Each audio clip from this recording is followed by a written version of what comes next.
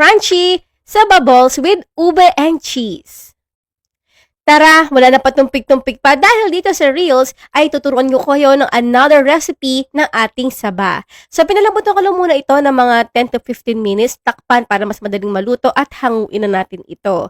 Lalagay na ako dito ng ating rice flour. Kung wala naman kayong rice flour, pwedeng cornstarch flour at ang ating asukal. Naglagay din ako dito ng isa pang medium size or large size ng itlog. Dapat ganito yung consistency nito, ha? Then, ating fillings naman, syempre, yung ating cheese, at ating ube. So, para pantay-pantay ang suka dito, gumamit ako dito ng 2.5 tablespoon ng ating pang-scoop ng ice cream at ilagay na natin yung ating fillings.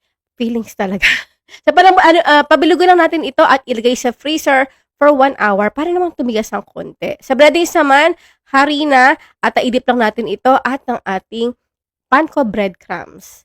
Diba? Napakadali. Crunchy pa! And now is done our